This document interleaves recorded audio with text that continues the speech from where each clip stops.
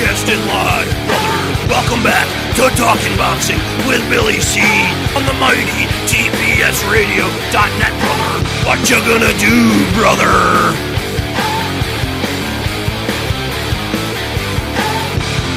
And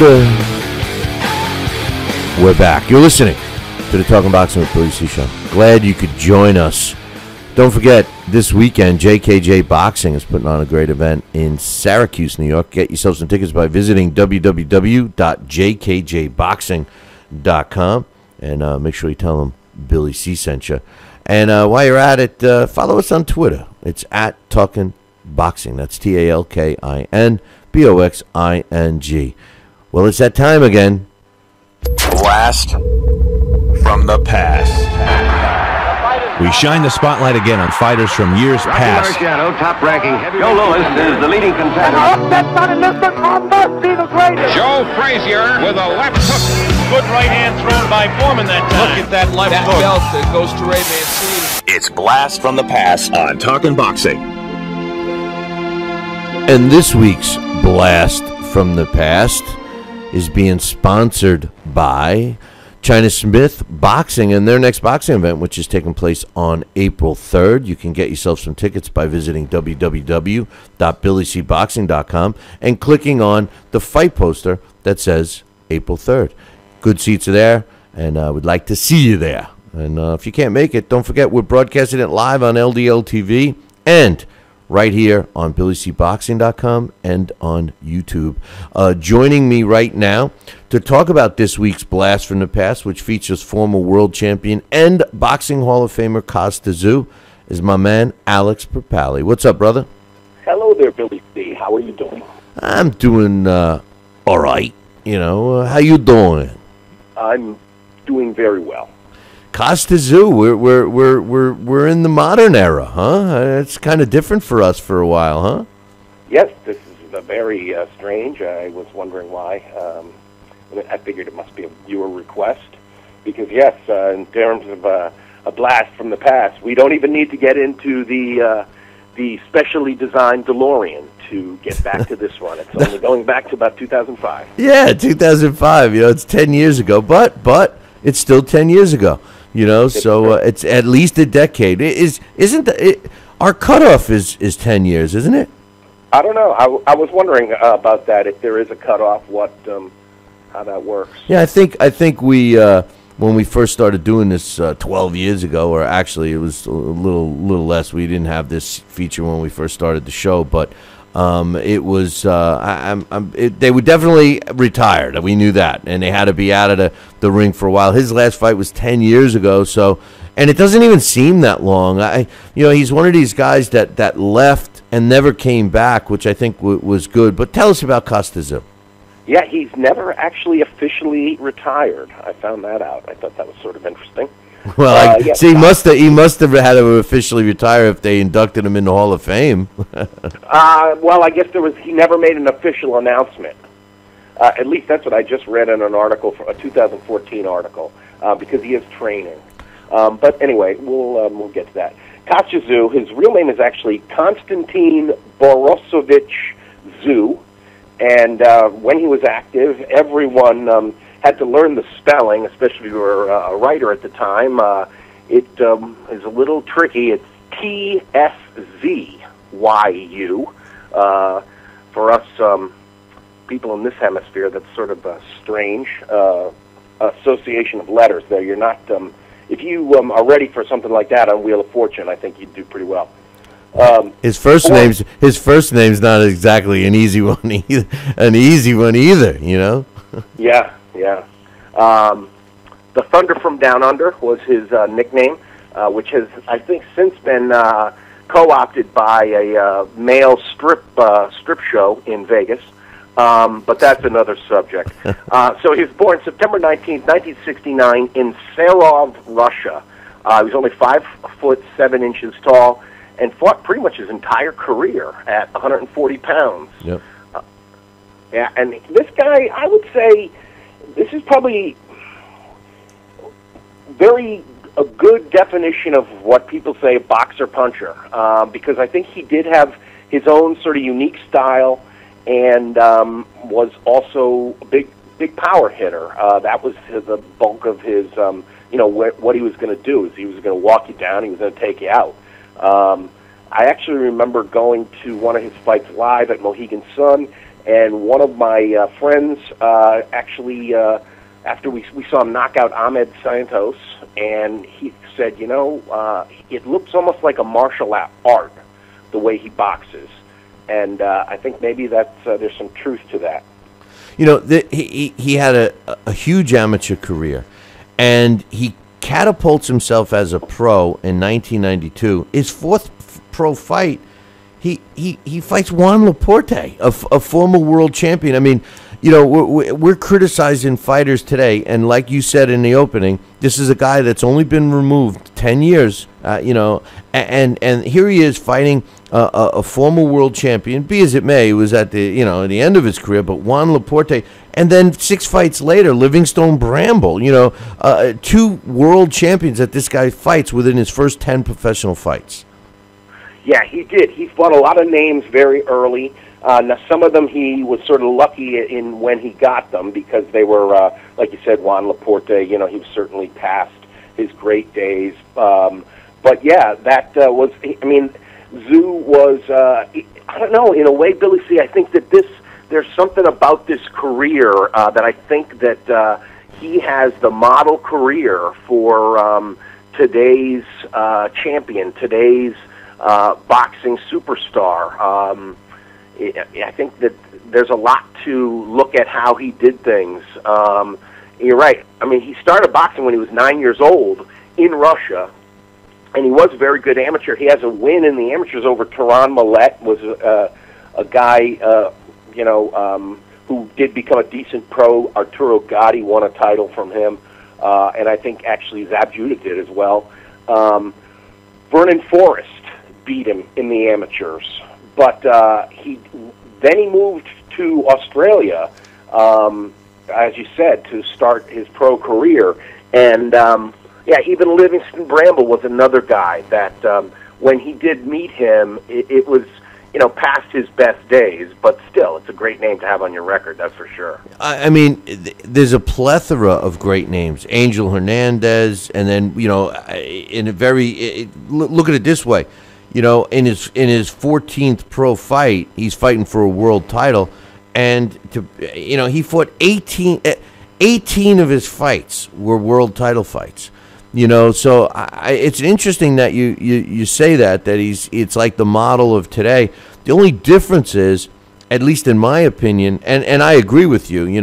And by the way, you mentioned that Vernon Forrest beat him as an amateur.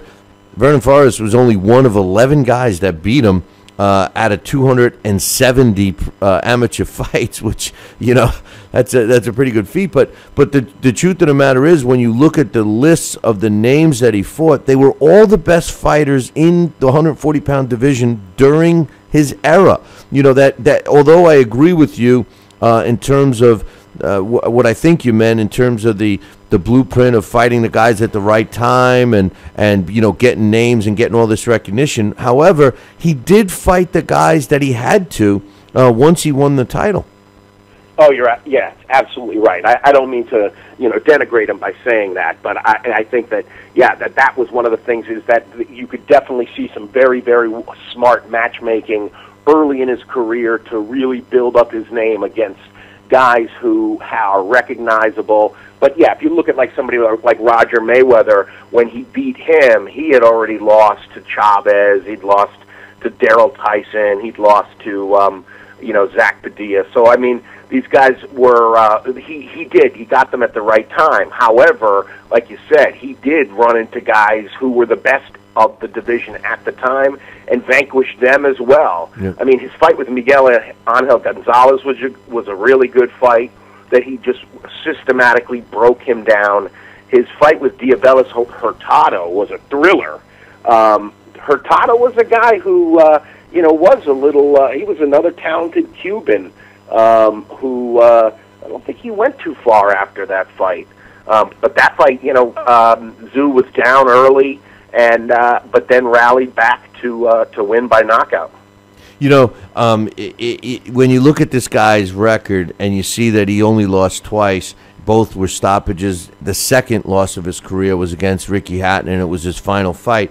But that's the only fight, his first loss of his career. And I'm not, by any way, shape, or form, want to take anything away from Vince Phillips. But the name, when you look at all these other names and you see the guy he lost to and he was knocked out by Vince Phillips, it just doesn't jive with the rest of the names. Like that kind of surprised me to see, him lose. I watched it, but my point is it's just surprising to see that Vince Phillips is the guy who issues Kostya Tszyu his first pro loss, and he knocks him out. Yeah, I'm sure no one was more surprised than Kostya Tszyu. Especially in that fight. That was the thing about Vince Phillips, is that he was a cagey guy, he was a hard-punching guy, and those are the kind of guys that, if you make a mistake, they're going to catch you, and he did. Yeah, he also fought Calvin Grove. Now, you know that name, right? Isn't Calvin Grove the guy who beat Julio Cesar Chavez, then Chavez Jr. came back to beat him because he got back at his father? Wasn't that the fighter? Wasn't it Calvin Grove? Am I wrong? I don't think it was Calvin Grove. Calvin Grove, I don't think ever fought Junior. No? Who was the fighter that beat his father and then he got, knocked his father out, I think, and he got back at him. He fought him early in his career.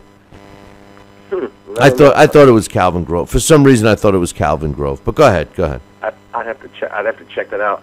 I think that he, and then of course the in terms of the fighting the best guy at the time, you really can't get any better for his era than Zab Judah, and that really was going to be a super fight leading up to that.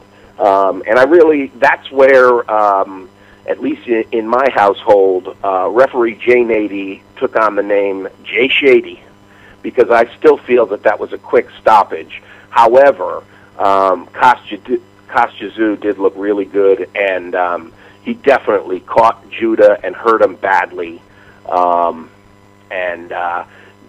It was one of those fights where you're rooting for Judah. You really feel for him when he didn't even get a count, and then he goes completely ballistic, and now you're like, wow, I can't believe I was rooting for this guy. What a jerk. I know. He lost so many points in that one. Zab Judah did, but that created the persona of Zab Judah, because he was always a nutcase after that. I mean, and we're talking about Zab Judah. He's technically not retired either.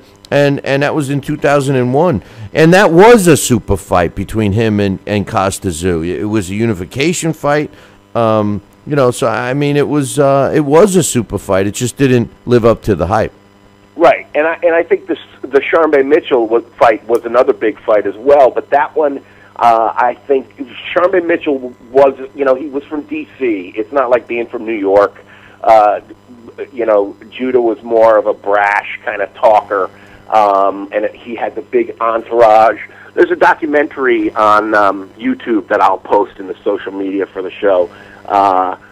It's not great, but it's decent. There has some interviews with the people with Tszyu's camp, as well as Kostya Tszyu himself, and he talks about each fight. There's quite a bit of footage from his fights,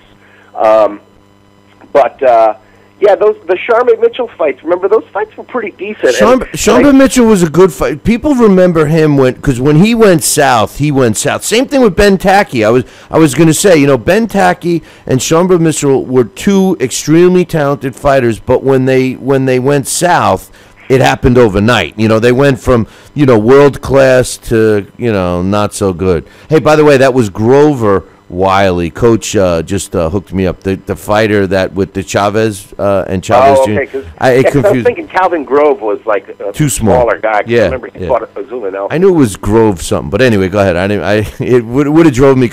I look over. I'm glad Coach bailed me out. That's cool. But anyway. But yeah, that first. I think it could very well be that that first fight with Sharmba Mitchell took a lot out of the first Tszyu Mitchell fight took a lot out of Sharmba Mitchell's career, because he was someone who depended on his movement, And in that fight, now he may have had, remember that was part of the controversy. I mean, that's the unfortunate thing for Kostya Tszyu, is that there was a little bit of controversy attached, and maybe it's because he was fighting two Americans, and American media is going to pick up on the American story and what happened to the American fighter.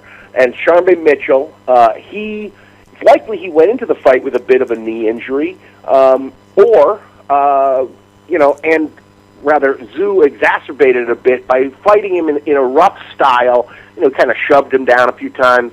Joe Cortez deducts points, maybe justifiably so, maybe not.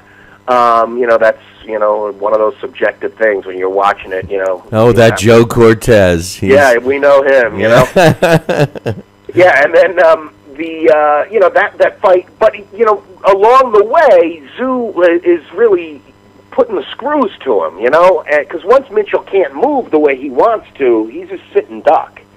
And Tszyu's right hand, does a lot of damage. And that first one was stopped. And then by the time they fought again, Mitchell had lost, a little more speed off his fastball. And in that, the rematch, Tszyu steamrolled him and stopped him in 3 rounds. Yeah, that was the beginning of the shell of Sharmba Mitchell. But the fight before that, the Jesse James Leija fight, was an entertaining fight. And again, you're right. The more I think of it, he fought a lot of these guys, not when they were at their best. And Jesse James Leija, he had kind of resurrected his career to get into this fight, and then Kostya Tszyu put him back to where he was prior. True. And Julio Cesar Chavez, I mean, that fight, Chavez was very long in the tooth at that time. But, people believed in him and hoped that he would, be able to restart something. But that was even after the De La Hoya losses. But again, Tszyu did what he should do, and that's, he destroyed him. I saw him fight, because this was him and Judah fought on a doubleheader at Mohegan Sun in June of 2001, and Kostya Tszyu fought Akte Urkel. That was a good fight. I was there too. That was a good fight. Yeah. And that guy is somebody who, the name doesn't exactly slip off the tongue. No. But he was a tough guy. He was from Hamburg, Germany. He gave him a hell of a fight that night. Yeah, it was surprising because I remember going to that fight and saying to myself that it was going to be a short night. I thought Kostya Tszyu was going to eat him up, because I wasn't familiar with him, and I figured he was just a sacrificial lamb, and he was a tough character. It made me start to question Kostya Tszyu on that fight. He was holding his own. I remember Kostya Tszyu got stunned a couple of times in that fight. Yeah, he was, at the time, the guy was 28-0. And it did end up being like a 7-5 fight. A couple of the judges had it 116. One judge had it 116, 112. But yeah, it was that was a difficult fight, and that was one of those ones where you think, oh boy, is he looking past this fight towards Judah? But I think it was just he got the tougher draw on that night because Judah fought Alan Vester, and he knocked him out in 3 rounds. Tszyu ends up with this guy Urkel and goes tooth and claw with him for 12. Well, the fight that was also another good one was the Ben Tacky. See, people, I know that they think of Ben Tacky as the last couple of times he in the ring, and he fought probably 10 times too many before he finally, I think somebody made him quit, not himself. But Ben Tacky gave Costas, we're supposed to be talking all positive about Kostya Tszyu, but Ben Tacky gave him a tough fight too. He did, but he was a little too small, I think, for Kostya Tszyu. Ben Tacky, he was a guy I really enjoyed watching in that era as well. He had a great fight on a Friday Night Fights with Ray Oliveira. But Tszyu was too much of him, and he was one of his title defenses. Yeah, I mean, Tszyu was. The thing about him is that's interesting is he never moved up, and I think in a way that's why it was almost like he knew when enough's enough. And he just has the one loss. I mean, the two losses. The one early in his career that he rebounded, in a resounding way from, the loss to Vince Phillips, and the best of his career really comes after that. And then the final fight where he was really battered by Ricky Hatton. But otherwise, he really retired pretty intact, and he still is in pretty good shape. He trains guys now. He was in the corner of Denis Lebedev in that brutal fight with Guillermo Jones. Yeah, but that was the fight that people criticized him. I think that was the fight that people criticized him as a trainer because he was criticizing the fighter. Was that the fight that his fighter quit and in the corner or that was somebody else maybe? They were criticizing him that he didn't stop it sooner, because you remember that fight. That was one of your fights of the year, I think, because that was remember Ledebev's his face was absolutely that's right. Ledebev, he should have stopped that fight, and the doctor didn't even stop it. That was the most gruesome beatdown. That's right. And even Stanley Christodoulou second guessed himself, like maybe I should have stopped it. And it really is one of those things. I hope that because I think in the past we didn't think of swelling. We just thought of it as cosmetic. I think now we realize, especially after the Abdusalamov injuries, swelling, all that fluid has got to go somewhere. And I think the idea that it could be putting pressure on the brain and causing a lot more than just cosmetic damage, I think people should be thinking about that. Alex, Denis Ledebev, that was one of the most gruesome, it looked like a gargoyle. Yeah, I mean, listen, we had to deal with the potato head Hasim Rahman. That was pretty bad. But nothing. I mean, this guy was disfigured. The doctor, when the doctor stood up on the ring and said, you're okay, and he pats him on the back and pushes him out, I was like, are you kidding me? Listen, I think it was one of the most horrific things I've ever seen. And for Kostya Tszyu, and we really shouldn't be talking about that. So why do we want to do this? I don't know. But Kostya Tszyu is not stopping the fight. We got a bone to pick with you. He's not stopping the fight, right? And then what does he do in his last fight? He quits on his stool against Ricky Hatton. He quits on his stool in that fight. So here's a guy that quits on his stool in his last pro fight, never puts the gloves on again, and he's pushing Ledebev out. The guy shouldn't have been. If Ledebev didn't stay down, they would have kept letting him continue. Listen, man. There was no Mickey Rourke fight over there in Russia. You know what I'm saying? So no, that sure wasn't. That was terrible. That was terrible. But anyway, let's stay away from his training career. I think it's an interesting. That's a really sort of sad irony there about that. And I think another one with that Ricky Hatton fight is that Kostya Tszyu, I think he was roughed up by Ricky Hatton, and some people might argue that some of it was not so legal. So when you think about it, isn't that the same thing that Charmaine Mitchell and his camp and his people, accused Tszyu of doing? So it is one of those things. I mean, that's the nature of boxing. It's a combat sport. You live by the sword, you die by the sword. So I do think that there are moments, certainly in that Hatton fight, where Hatton is awfully rough. But that's one of the things about Hatton's style, is that he was always a very dangerous, very accomplished infighter. I got to admit, I rooted for Hatton in that fight. I loved Ricky Hatton. Ricky Hatton was like, there's only one Ricky Hatton. I was a big fan of Ricky Hatton. But as much as I like Kostya Tszyu, that fight, he definitely got battered. And for you to remind me that Kostya Tszyu was in the corner of Denis Ledebev for the Jones fight, come on, that was and then they end up robbing. They come up with some cockamamie bull story that he tested positive. Nobody ever saw the results. And it made me sleep when I knew that the Russian anti-doping agency was the one that tested it. Come on, man. Don King. As a matter of fact, I have that inside scoop about Don King. They tested.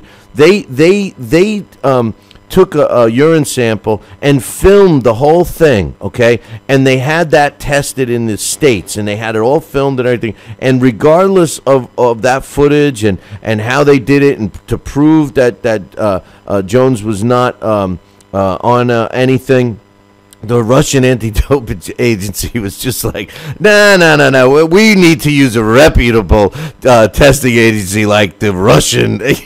Come on, man. We just watched what happened to this poor guy, and now you're going to tell us the same doctor who pushes him in and pats him on the back, they're sending his urine samples to the anti-dope. Come on, man. Come on.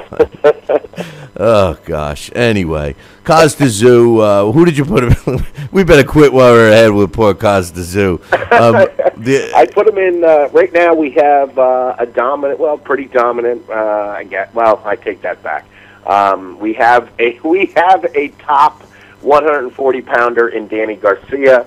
I guess he arguably he was beaten by Hurtado, I thought. Yes, of course. But he did win, beat Matisse. So I put him in against Danny.